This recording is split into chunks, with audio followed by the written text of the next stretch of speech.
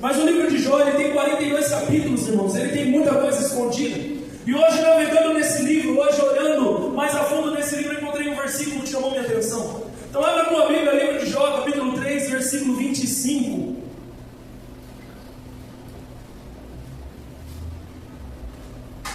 Livro de Jó, capítulo 3, versículo 25. Existe uma lei que é infalível, irmãos, e essa lei é a lei da semeadura, a lei da atração. Amém? Lei da atração. Livro de Jó, capítulo 3, versículo 25, em reverência à palavra, todos de pé. Aleluias, santo é o teu nome, Senhor. A palavra de Deus, ela não volta vazia. O que significa isso, irmão? Significa que o pastor agora está lendo, declarando uma palavra transformadora, uma palavra milagrosa. Eu estou apenas emprestando a minha boca para Deus agora falar através de mim. Não na pregação, principalmente no versículo, porque o versículo é exatamente a voz de Deus, amém? Jó 3,25 diz: porque aquilo que temia me sobreveio, e o que receava me aconteceu. Amém? Feche seus olhos. Querido Deus, Pai maravilhoso, nós estamos aqui, Senhor, essa noite, para tratar com o teu povo acerca daquilo que o Senhor entregou hoje como um alimento para essa casa que acordou de manhã declarando: Pai, o pão nosso de cada dia dai-nos hoje. Mas não só o pão francês com margarina na mesa, mas o pão vivo que desceu do céu, que é a tua palavra. O verbo se fez carne e habitou no meio de nós.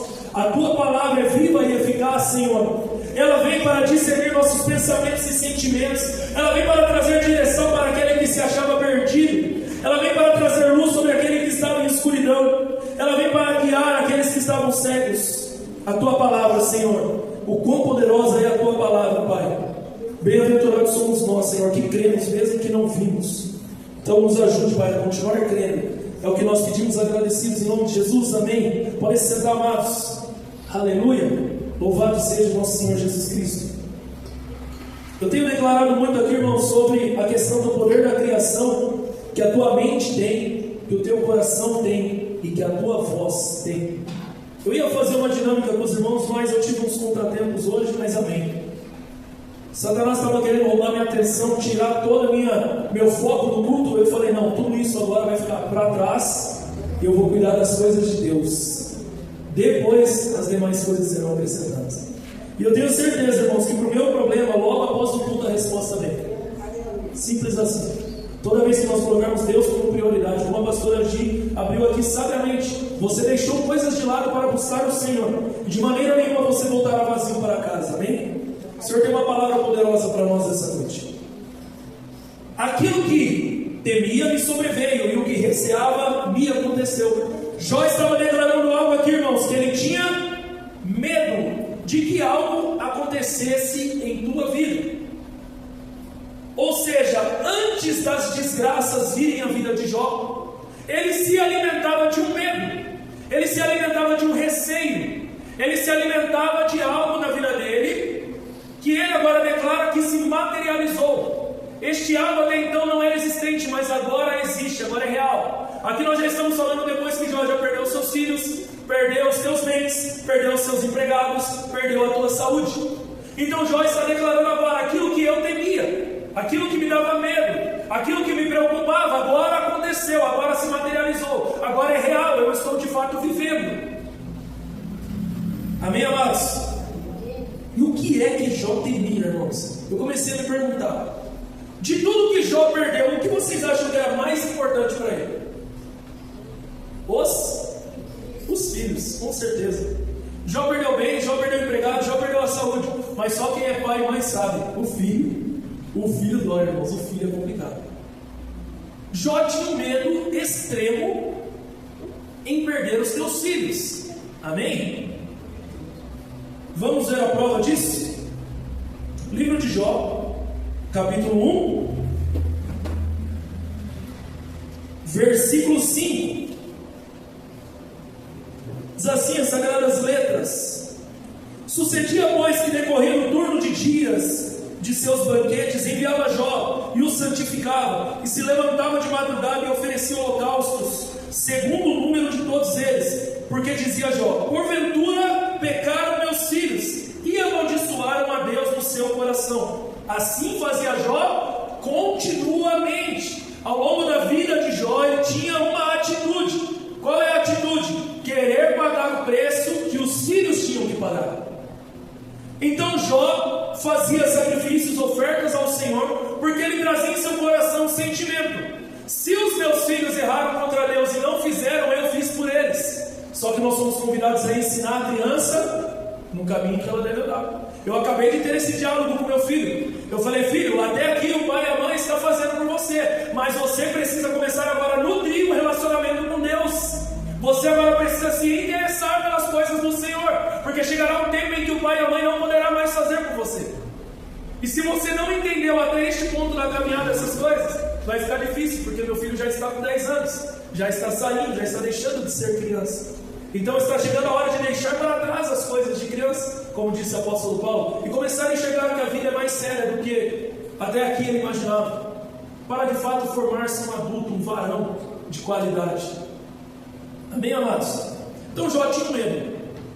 Aí a gente vai ver o diálogo de Deus e Satanás. A Bíblia declara em Jó 1: havia um homem na terra de Uz, cujo nome era Jó, e este era um homem íntegro, reto e temente a Deus, e desviava-se do mal. Jó era um homem de Deus exemplar, irmãos. Jó era um homem de Deus que nós poderíamos declarar: eu vou imitar a Jó. Porque mesmo sem conhecer, ele imita Jesus Cristo, porque Jesus ainda não havia nascido. Mas Jó tinha esse comportamento, Jó já tinha essa posição diante de Deus, amém? Então Satanás vai lá falar com Deus na reunião que não lhe cabia. E nasceram-lhe 7 filhos e 3 filhas. E o seu gado era de 7.000 ovelhas, 3.000 camelos, 500 juntas de boi, 500 jumentas. Eram também muitíssimos seus servos, serviços, amém. E iam seus filhos. Vamos para a Bíblia, amados. Eu achei que eu tinha separado aqui, mas não separei. Então vamos para a Bíblia. Livro de Jó. Esperem só um pouquinho, eu já encontro rapidinho. A tecnologia pode sim ser uma bênção, né? Versículo 6 do primeiro capítulo. E num dia em que os filhos de Deus vieram apresentar-se perante o Senhor. Quem veio? Os filhos de Deus. O que raio do capeta estava fazendo lá? Veio também Satanás entre eles. Então o Senhor disse a Satanás: de onde vens? E Satanás respondeu ao Senhor e disse: de rodear a terra. É isso que ele faz. Ele rodeia a terra e passear por ela. E disse o Senhor a Satanás: observaste tu o meu servo Jó? Observação é você de fato gastar um tempo analisando o comportamento de alguém, de alguma coisa, de algum momento. Observação é gastar tempo de qualidade analisando algo, amém? Satanás declarou: eu estava rodeando, eu estava andando pela terra. Não precisa abrir para a gente descorrer a palavra. A Bíblia declara que Satanás está ao nosso derredor, bradando como um leão, procurando uma presa, procurando a quem tragar. O que nós declaramos inúmeras vezes? Satanás está procurando brechas, amém? Nós sempre declaramos essa palavra, brechas. Mas se você perguntar para qualquer crente, se qualquer pessoa chegar para você e falar: onde será que eu estou dando uma brecha para que Satanás me atinja? Aí qualquer crente vai falar: você vive imoralidade sexual? Você fuma? Você bebe? Você fala palavrão? Nós vamos falar de pecados, amém? Nós vamos falar: a brecha que Satanás está procurando são pecados. Só que a Bíblia declara que o pecado faz separação entre nós e Deus. Ou seja, aquele que peca, aquele que tem o hábito de pecar, já está separado do Senhor. Mas o crente, ele está aqui na caminhada com Deus, ele está vivendo uma vida de santidade, ele busca. Se ele de fato ama a Deus, quando ele erra, quando ele peca, ele pede perdão, ele se arrepende dos seus pecados. E isso faz com que aquela brecha seja tapada. Se arrepender verdadeiramente, tá, irmãos? Não só de palavra. Só adorar com os lábios do coração longe não adianta perante o Senhor, porque Ele sonda tua mente e o teu coração. Mas quando há um arrependimento genuíno, a brecha foi tampada, acabou, não tem mais brecha. Só que a brecha que Satanás encontrou na vida de Jó era outra, era o medo. Jó tinha medo. Satanás olhou e falou: ele é reto, ele é temente, ele é obediente. Mas espera aí, todo dia eu estou vendo Jó preocupado com algo. Eu estou observando Jó, estou vendo todo dia um comportamento em Jó, onde ele demonstra um medo, um receio. E ali Jó vai falar para nós agora, no versículo que nós lemos, que aquilo que ele temia aconteceu. Satanás encontrou por onde entrar. entrar na vida de Jó? Eu vou entrar através deste medo. Já que não tem pecado para mim me infiltrar, eu vou me infiltrar através do medo dele. Medo, irmãos. Medo é algo que te paralisa. Porque o medo demonstra falta de fé. Todo aquele que tem medo não tem fé, não tem como. Uma coisa não anda com a outra. Quem viu a montagem que a pastora Gi fez lá, você decide. Eu vi a palavra, eu fiz, Deus trabalhou comigo a palavra antes de eu analisar, observar de fato aquela arte que a pastora Gi fez. E eu vi que em um lado estava escrito o caminho da fé e o caminho do medo. Os dois não caminham juntos. Se tem medo, não tem fé. Se tem fé, não tem medo. Uma coisa não caminha para a outra. Uma coisa é contrária à outra. Então Jó tinha uma vida reta e obediente, porém havia nele medo. E esse medo foi justamente por onde Satanás entrou para tentar paralisar Jó. Amém? Glória a Deus. Então, amados, eu quero que você entenda. Cuidado com o que você declara. Cuidado com as suas ações perante o medo. Talvez perante o medo. Pastor, eu estou sempre vigiando os pecados, eu estou sempre lutando para não cair. Glória a Deus, aleluia, amém. Só que existe algo nessa terra que eles querem implantar em nós chamado medo. Medo. O sistema sabe que o medo te paralisa. O sistema sabe que o medo vai te deixar faltoso de fé. E o sistema sabe que sem fé não se anda com Deus. Sem fé não se recebe o favor de Deus. Medo de quê, pastor? Crente com medo no Apocalipse. Crente com medo do casamento acabar. Crente com medo do filho desviar. Crente com medo do dinheiro acabar. Crente com medo de ser mandado embora. Crente com medo, mostrando que não tem fé. E Jesus declara o quê? Homens de pouca fé. Por que demais? Aonde está a fé de vocês? Aonde é que vocês estão depositando a tua esperança, a tua confiança? Tem pessoas fazendo, irmãos, fortes abaixo da terra e guardando lá, estocando coisas, se preparando para o Apocalipse. Meus irmãos, se Deus decidir, acabou, meus amigos. Não adianta guardar nada, não adianta se proteger lá no centro da terra. Em Zion, no filme de Matrix, né, eles moravam em Zion, no centro da terra. A hora que Deus estralou o dedo e falou: acabou esse plano, meus filhos. Só que para os seus ele provém até o alimento no deserto. É fé, irmãos, é fé. É uma fé inabalável, uma fé que lança fora o medo. É uma fé que coloca toda a tua confiança e esperança no Senhor. Então não tenha medo de guerras, de doenças, de política, de profecias. Não, amados. Existem promessas bíblicas e essas promessas precisam ser como uma rocha que você coloca sobre todo e qualquer medo que te sobrevenha, para que não te aconteça o que aconteceu com Jó. Aquilo que eu temia me aconteceu. Por quê? Porque todo dia eu me alimento desse medo. Medo de demônio, medo disso, medo de ficar sozinho, medo. Algo te paralisando, algo cercando você, algo deixando você sem fé. 1 João 4,15. Aleluia. Santo é o teu nome, Senhor. Quem aqui confessa Jesus Cristo? Aleluia. 1 João 4,15 diz: aquele que confessar que Jesus é o Filho de Deus, Deus permanece nele e ele permanece em Deus. Todos nós que confessamos a Cristo, amém? E nós não só confessamos, irmãos, mas nós conhecemos e cremos. Conhecer e crer. Jó declara no livro dele: antes te conhecia só de ouvir falar, mas agora te conheço de andar contigo. Amados, aqueles que andam com Deus não têm medo. Qual que era o medo dos discípulos de Cristo após receberem o Espírito Santo? Após receberem o Espírito Santo. Pedro antes do Espírito Santo é um, Pedro pós Atos 2 é outro. Por isso Jesus declarou: não saiam até que no alto sejam revestidos de poder, para que vocês recebam o espírito de ousadia. Não fiquem temerosos quando te entregarem, quando te prenderem, quando te baterem. Não se apressem a abrir a boca. O Pai enviará o teu Espírito Santo, e o Espírito Santo falará por vós. Não temas, filhos de Deus. Não temas. Não temas. Guarda essa palavra. Não é para viver em terror, não é para viver com medo. Não é, irmãos, não é. Nós sabemos que tudo isso aqui ao nosso redor vai passar. Independente da luta que você estiver enfrentando, vai passar. Tem data para encerrar essa luta. Tem data para terminar essa luta. Não deixe isso tirar a tua paz.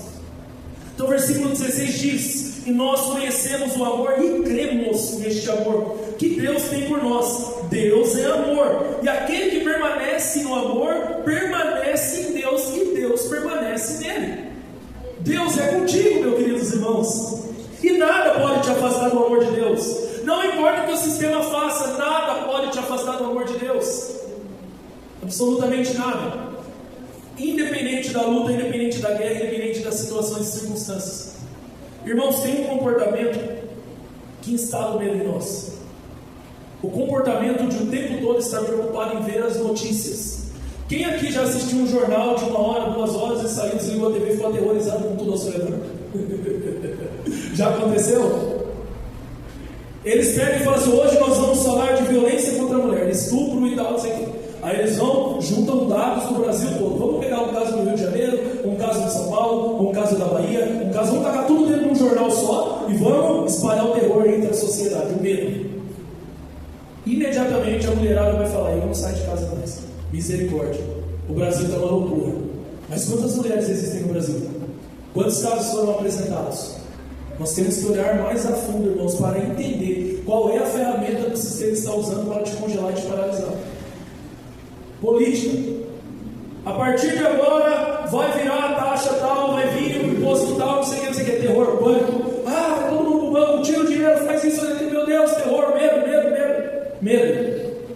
Falta de fé, falta de esperança, falta de acreditar que o nosso Deus é o Deus do impossível. Quem lembra quando os caminhões pararam de andar? Os caminhões pararam de andar, irmãos. E cada vez que a minha fé é provada, Ele está me dando a chance de crescer mais. Se eu entender isso, eu vou romper em fé. Eu vou usar isso que está acontecendo para mover a minha fé, mover o sobrenatural e atrair o Deus que traz as coisas que não existem à existência. Aleluia! Viver o sobrenatural não é para todos, irmãos, é só para quem tem fé. E quem quer se lança na loucura. Faltou gasolina, o povo tudo correndo. Vamos encher gasolina, não sei o que, a gente brigando no posto. O posto batizando a gasolina. Porque, irmãos, é só se instalar o medo que se instala também a individualidade, né? É incrível como o ser humano tem uma rapidez para se dividir, para se separar, para entrar nele uma visão de egoísmo. Se está faltando, eu vou encher a minha casa e você que se lasca. Quando Deus fala: se tiveres 2, entregue uma, fica com uma só. Mas a gente não entra numa visão de egoísmo. Então o dono do posto, vendo que não ia ter gasolina para todos, batiza a gasolina para conseguir vender aquilo que vai estragar os carros das pessoas, sem se preocupar. O importante é eu ter o dinheiro para pagar os meus boletos no fim do mês. Aquele pai de família que nunca foi violento, agora está trocando soco no posto de gasolina, por gasolina.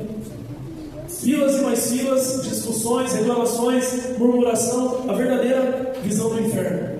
E para não falar que a igreja às vezes não tem esse comportamento, né? Eu já declarei nós lá em Limeira, na fila, onde o nosso querido pastor Luiz teve que declarar: diáconos, recordem-se quem vocês são. Porque já estava empurra, a briga, a murmuração. Não que eu cheguei primeiro, não que eu vou pegar comida, não que sou eu, não que eu estou com mais fome, não que eu tenho mais necessidade. Cadê o povo que Jesus falou? Onde que todos se sentem? Deem vocês mesmos de comer a eles. Cadê o povo que pega uma marmita e fala: olha, irmão, você ainda não pegou a tua marmita? Eu quero dividir a minha com você. Por que temos tão pequena fé, irmãos? A gente está com medo de quê?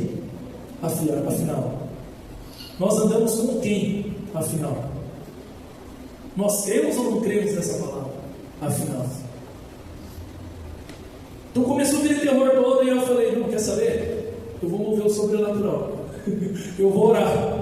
Eu vou orar, eu vou orar, eu vou orar, porque quando eu oro, tu te revelas a mim. Deixa na mão dele, aprenda a confiar, aprenda a descansar. É necessário, irmãos, a gente não só ler, mas de fato colocar isso em prática.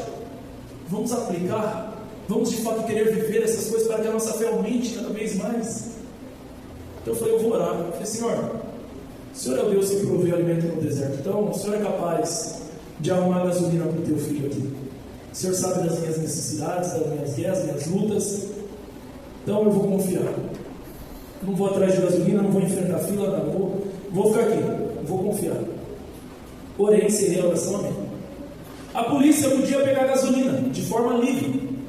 E nós temos amigos policiais na academia.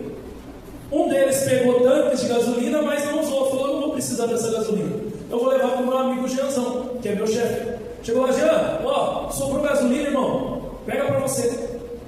Amém. Meu chefe entra em contato comigo e fala, Vitão, como é que você está de gasolina?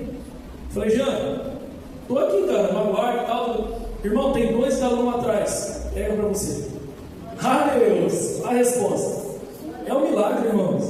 E sabe o que é mais gostoso? Não é nem você receber a provisão, mais gostoso é você pensar, meu Deus, é real, meu Deus, acontece, que coisa mais linda, que coisa mais maravilhosa. Eu tenho um Pai, é só chamar. Eu tenho um Pai, Ele está vendo tudo, Ele sabe das minhas necessidades, e se eu confiar, Ele move o sobrenatural e faz com que os corvos tragam alimento, e faz a rocha liberar água. Tem algo sobrenatural realmente acontecendo, e que não é para todos, é só para os filhos que verdadeiramente entenderam o poder e a autoridade que carrega. Aleluia. Santo é o teu nome, Senhor. Louvado seja o teu santo nome. Poderia aqui citar inúmeras outras experiências com Deus, irmãos, mas o que eu posso dizer para você é isso, é real. E 1 João 4,17 agora diz: nisto o amor é aperfeiçoado em nós. Não é qualquer amor, tem um amor que ele recebe um toque de perfeição. Todos amam a Deus, mas este irmão, ele tem um toque especial. Ele consegue alcançar milagres, ele consegue alcançar sinais e maravilhas, ele consegue realmente mover o sobrenatural em favor da sua vida por uma questão, por um motivo. Por quê? Vamos ver. Nisto o amor é aperfeiçoado em nós, para que no dia do juízo mantenhamos confiança, pois assim como Ele é, também nós somos neste mundo. Existe uma identidade nos filhos de Deus, assim como Ele é, nós também somos. Vocês são herdeiros junto de todas as coisas com Deus Pai. Autoridade e poder lhes foi dado. Versículo 18. Por que esse povo está aperfeiçoado no amor? No amor não existe. No amor não existe. O que está escrito, irmãos? Temor, receio ou medo. No amor não existe medo. Pelo contrário, o perfeito amor lança fora o medo, porque o medo envolve castigo. E quem teme não é aperfeiçoado no amor. Nós amamos porque Ele nos amou primeiro. Aquele que está aperfeiçoado no amor de Deus já lançou fora o medo. Isso está sobre a tua vida, no nome de Jesus. Isso está sobre a minha vida.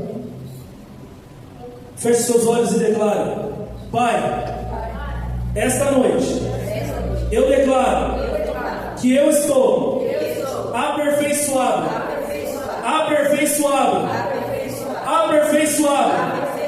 no amor. E por isso eu lanço fora todo medo, independente de qual área que ele está instalado. Eu tomo posse da minha autoridade e do meu poder que eu carrego por ser teu filho. Aleluia, aplaudam a Jesus. A Ele toda honra, toda glória, todo louvor, toda majestade. Amém. Medo, irmãos, é um sentimento que carrega consigo a ansiedade.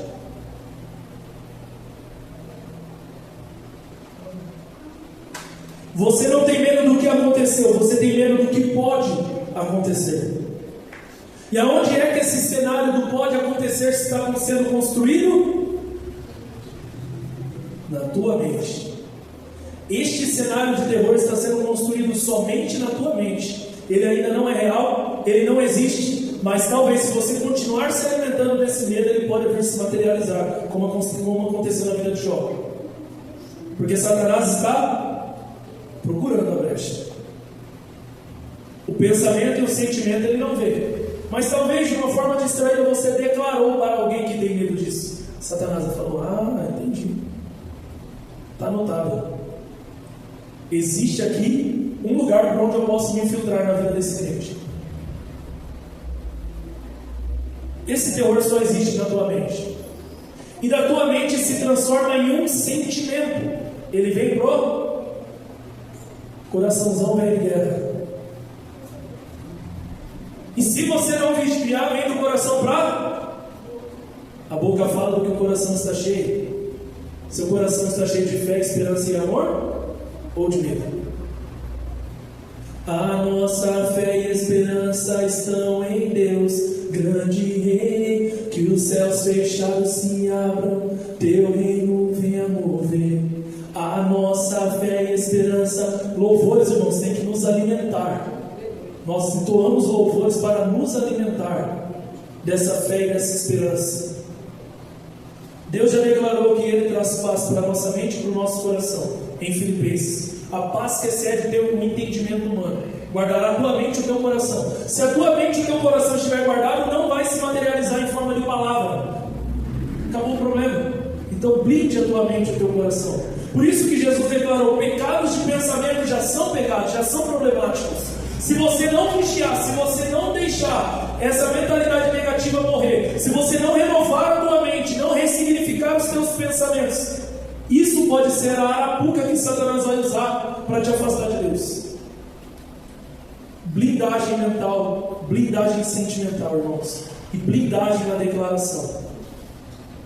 Blindagem. Peça para o Senhor: me ajude, me santifique. Lembra? O Deus da paz vos santifique em tudo, espírito, alma e corpo, até o dia da vinda do Senhor Jesus Cristo. Então, se achegue ao Rei confiadamente. Qual que é a postura de confiança, irmãos? Quando você tem confiança em algo, você chega chegando. Você não vai chegar curvado, capengando, com vergonha. Não, Deus está declarando coisas sobre você. Você é filho de Deus, você carrega autoridade e poder. Achegai-vos, pois, confiadamente ao trono da graça. Tem lugar na mesa para os filhos do Rei. Você não come migalhas, você não é cachorro, você senta à mesa. Você participa da mesa do Rei. Você é digno de estar lá, porque pela graça você foi salvo. Você foi aceito, acolhido no reino de Deus. Você é embaixador do reino. Quando você acorda, o inferno tem que tremer. Tem que tremer. Porque você é problema para o inferno. Você dificulta o trabalho do inferno. Então não vamos mais orar como mendigos, implorando para que Deus faça. Mas achegai-vos, pois, confiadamente. Declare: Pai, eu sei que Tu me ouves. Era assim que Jesus orava. Jesus, quando precisou multiplicar pão e peixe, Ele não chegou: oh Deus, você não está vendo? A multidão está com fome, Senhor, só tem 5 pães e 2 peixinhos. O que a gente vai? Não, Ele falou: Pai, graças te dou, porque sei que me ouves, e o Senhor está vendo todas as coisas, e não faltará pão, não faltará peixe para o teu povo, porque o Senhor é o dono de tudo. Tem um versículo que eu guardei no meu coração, Lucas 15:31. Eu amo esse versículo. É um versículo que eu guardei no meu coração, irmãos, para eu não me esquecer, para que eu não me esqueça correndo atrás do vento. Então o pai respondeu: meu filho, isso está sobre você, está sobre mim. Meu filho, minha filha, você está sempre comigo. Tudo que eu tenho é teu. Tudo que eu tenho é teu. Tudo que eu tenho é teu. É teu. Apenas abra a boca nesse vale de ossos secos e declare que haja vida. Declare, profeta Ezequiel, declare. Você tem poder de criação com a tua declaração. Guardando a tua mente, o teu coração, o que você vai declarar é algo poderoso, é algo maravilhoso. E a desgraça, pastor, acontece também. Irmãos, eu não separei a passagem aqui, mas me veio. Depois a gente pode analisar com mais calma. Eu não lembro se o profeta Eliseu declarou que era para sair uma ursa e matar aqueles meninos que tirou o sarro dele, ou se ele nem precisou declarar. Talvez só de pensar e sentir se materializou. Eu preciso ver a passagem que eu não separei. Mas as desgraças também acontecem, assim como aconteceu com Jó. Então vigilância, amados. Vigilância, autoridade e poder estão nas suas mãos. Por isso que Jesus declarou: vigiem e orem, para que ninguém roube a tua coroa. Fica ligado, fica atento como você se posiciona diante do Senhor. Eu vou ler para encerrar, tá? Por isso digo a vocês, Mateus 6,25: não se preocupem com a sua vida, quanto ao que irão comer ou beber, nem com o corpo, quanto ao que irão vestir. Não é a vida mais do que alimento, e não é o corpo mais do que roupas? Observem as aves do céu, que não semeiam, não colhem, nem ajuntam em celeiros. No entanto, o Pai de vocês que está no céu as sustenta. Será que vocês não valem muito mais do que aves? Quem de vocês, por mais que se preocupe, pode acrescentar um côvado ao curso da tua vida? Quem de nós, por mais que se preocupe, pode acrescentar um segundo a mais em nossa vida, daquele dia que o Senhor determinou que nos levará? Quem de nós pode, irmãos? Então, para que viver temeroso nessa terra? E por que se preocupam com o que vão vestir? Observem como crescem os lírios do campo. Eles não trabalham nem fiam. Eu, porém, afirmo a vocês que nem Salomão, em toda a tua glória, se vestiu como qualquer deles. Ora, se Deus veste assim a erva do campo, que hoje existe e amanhã é lançada no forno, não fará muito mais por vocês, homens de pequena fé? Amém? Eu amo essa daqui também, Mateus 10,29. Não se vendem 2 pardais por moedinha? Entretanto, nenhum deles cairá no chão sem o consentimento do Pai de vocês. E quanto a vocês, até os cabelos da cabeça de vocês estão contados. Portanto, não temam. Amém? Versículo que eu coloquei no grupo da igreja para encerrar, irmãos. Isaías 26:3. Eu amei esse versículo, irmãos. Que versículo lindo, maravilhoso. Isaías capítulo 26, versículo 3. Guarda essa palavra, irmãos. Tu conservarás em paz. O que está em conserva, né, quando a gente fala isso aqui é um alimento em conserva, é que pode ficar ali, ó, vai continuar bom para comer. Tu conservarás em paz. Isaías 26:3. Tu, Senhor, aleluia, santo é teu nome, palavra viva e eficaz, conservarás em perfeita paz aquele cujo propósito é firme, porque ele confia em ti. Em outras traduções fala sobre a mente. Eu me recordo que eu coloquei no grupo da igreja, e eu me lembro que estava falando da mente. Deixa eu ver se eu acho rapidinho aqui, ou alguém que encontrar me fale.